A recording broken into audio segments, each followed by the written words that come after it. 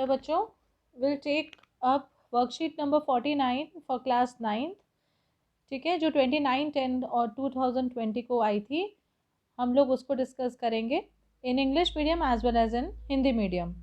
तो हम लोग ऊतक पढ़ रहे थे, जिसे टिश्यूज़ कहते हैं, कॉम्प्लेक्स परमानेंट टिश्यूज़, जिसको कि जटिल स्थायी ऊतक भी कहा जाता है। तो कॉम्प्लेक्स परमानेंट टिश्यू या जटिल स्थायी ऊतक में आज हम पढ़ेंगे फ्लोएम के बारे में, राइट। तो आज हमें पूछा जा रहा है जिज्ञासा दीदी को क्वेश्चन कि how is food transported in plants, मतलब पौधों में फूड का जो ट्रांसपोर्ट कैसे होता है, स्थानांतरण कैसे होता है। Okay, as we know that water and mineral salts are absorbed by roots from the soil and get transported to different parts of the plant by a complex permanent tissue known as xylem। इसका मतलब ये होता है कि जो दो चीज़ें ऐसी होती हैं, एक होता है वाटर, एक होता है मिनरल, जो कि पौधों में स्थानांतरण होता है, जिसका संवहन नहीं, स्थानांतरण जैसे कहते हैं, ठीक है ना। तो वो दो टिश्यू से होता है। जाइलम जो होता है वो प्लांट्स को करता है, जाइलम जो होता है वो वाटर को करता है फ्लो, और जो फ्लोएम होता है वो फूड को करता है, ठीक है। तो जाइलम सिमिलरली, जाइलम जो है जैसे कि वो पौधों में, प्लांट के अंदर जो है वो वाटर को ट्रांसपोर्ट करता है, इसी तरह similarly the wood which is synthesised in the leaves is translocated to different parts of the plant with the help of another complex permanent tissue known as phloem. इसी तरह से जो फूड का ट्रांसलोकेशन होता है, स्थानांतरण होता है, वो फ्लोएम से होता है। The movement of the food from the leaves to the different parts of the plant is known as the translocation of food. जो ये मूवमेंट होता है फूड का लीव से लेकर पूरे पूरे डिफरेंट प्लांट को, उसको हम ट्रांसलोकेशन ऑफ फूड कहते हैं। ट्रांसलोकेशन मतलब स्थानांतरण। ओके, अच्छा, अब है फ्लोएम। फ्लोएम जो है उसका अगर हम स्ट्रक्चर जाने तो देखिए यहाँ पे इसकी पिक्चर्स बनी हुई हैं। अगर आप कहेंगे तो मैं हिंदी मीडियम का एक अलग से वीडियो डाल दूंगी, अभी आप इसमें से समझ लीजिए। वैसे मैं साथ साथ आपको वर्ड्स भी बता रही हूँ। Phloem is made up of 4 different types of the cells which are also known as the components या the elements of the phloem.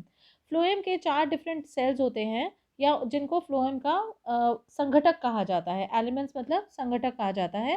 These 4 types of the cells are, ये जो है इसके संघटक, ये 4 टाइप्स के हैं, इसके 4 कॉम्पोनेंट्स हैं। पहले को हम सीव ट्यूब्स कहते हैं, हिंदी में इसको चालनी नलिका कहा जाता है। कंपेनियन सेल्स होता है सेकेंड, जिसको कि साथी कोशिकाएं कहा जाता है।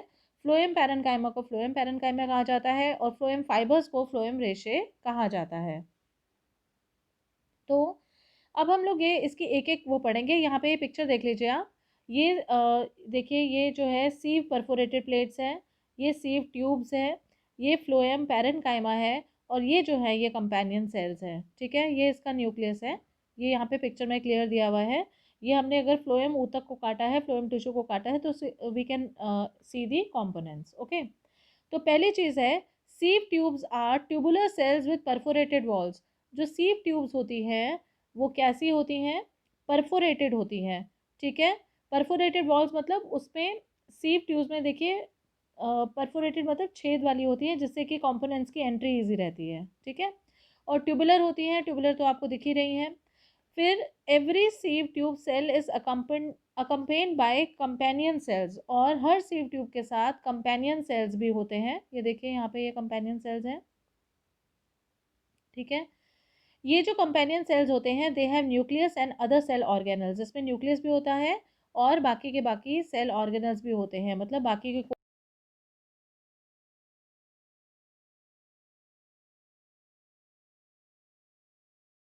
अलावा, फ्लोएम फाइबर के अलावा, ये देखिए फ्लोएम फाइबर के अलावा जो जितने भी कंपोनेंट्स हैं फ्लोएम के, वो सारे के सारे लिविंग हैं, ठीक है। ये सारे के सारे लिविंग हैं, कोई भी डेड नहीं है।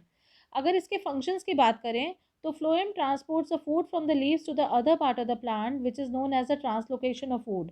तो फ्लोएम का काम होता है फूड पहुंचाना लीव से पूरे बाकी के प्लांट्स के पार्ट्स को, और इसको हम ट्रांसलोकेशन कहते हैं या संवहन कहते हैं। Phloem is unlike the xylem in that materials can move in both directions in it.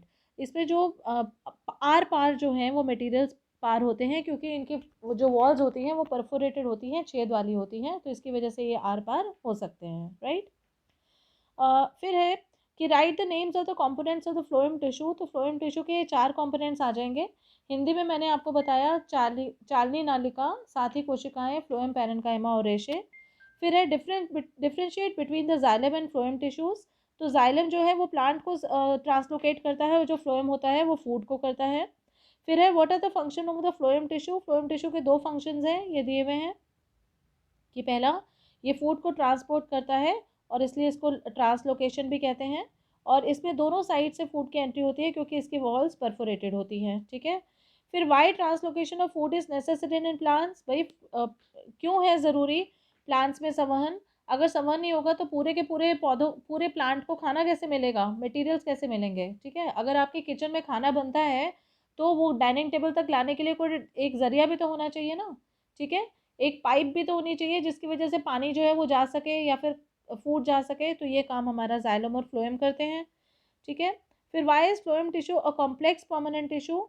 इसको कॉम्प्लेक्स परमानेंट टिश्यू क्यों कहा जाता है फ्लोएम को, क्योंकि ये जो है एक तो सिंपल टिश्यू नहीं है, और दूसरी बात ये है परमानेंट टिश्यू है, स्थायी ऊतक है, ठीक है। और जिसका काम क्या है, संवहन या फिर ट्रांसलोकेशन।